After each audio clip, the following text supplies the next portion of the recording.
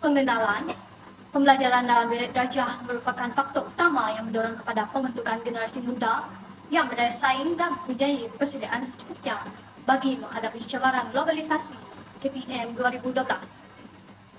Bagi menyediakan murid yang berdaya saing dengan mencirikan pemikiran kritikal, kreativiti dan penyelesaian masalah, perlu diberi perhatian seawal alam persekolahan. Alat bantu mengajar Estrella merupakan satu alat bantu mengajar untuk memudahkan guru untuk menerangkan konsep bagi 6 mata pelajaran. Abstrak. Pendidikan berkualiti insan terdidik negara sejahtera merupakan misi pendidikan negara Malaysia untuk melahirkan insan yang kreatif, inovatif, serta berdaya saing pada masa depan. Alat bantu mengajar merupakan satu medium yang digunakan oleh guru untuk membantu dalam menyampaikan pengajaran di dalam bilik belajar. Objektif yang pertama, meningkatkan minat murid tingkatan 4 dalam PDPC 6 subjek. Yang kedua, meningkatkan penglibatan murid tingkatan 4 dalam aktiviti PDPC 6 subjek.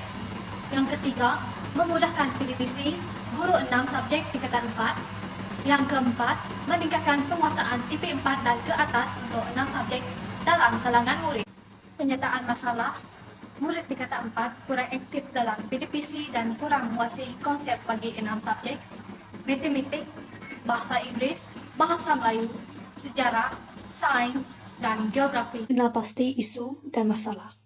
Isu dan masalah utama yang dikenal pasti adalah murid tingkatan 4 kurang aktif semasa PDPC dan kurang memahami konsep bagi subjek matematik, bahasa Inggris, bahasa Melayu, sejarah, sains, dan geografi. Penyelesaian masalah, isu dan masalah murid tingkatan 4 kurang aktif semasa PDPC bagi 6 subjek boleh diatasi dengan menggunakan alat bantu mengajar yang menarik. Penyelesaian kreatif dan inovatif yang mungkin. Kaedah penyelesaian kreatif dan inovatif yang mungkin boleh digunakan adalah penggunaan alat bantu mengajar seperti slide, pengajaran, quiz-quiz digital, dan sebagainya.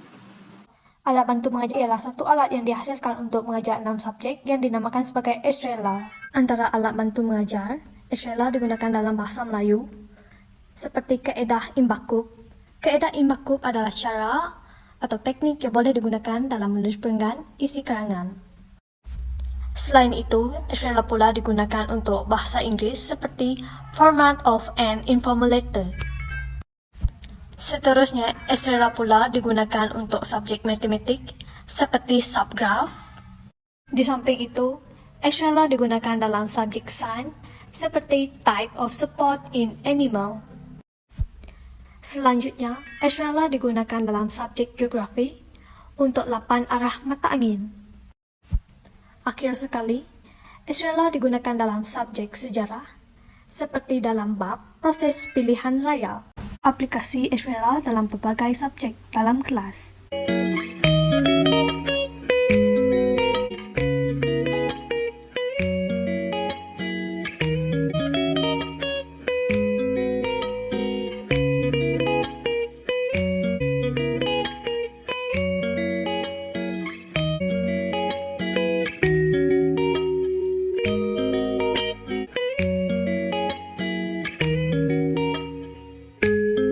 Hasil ujian penyelesaian kedua. Hasil ujian penyelesaian alat bantu mengajar iaitu Estrella sangat memuaskan murid tingkatan 4 dan guru sangat menyukai alat bantu mengajar ini. Selain itu, murid juga bergiat aktif dalam kelas dan dapat meningkatkan minat murid dalam 6 subjek tersebut.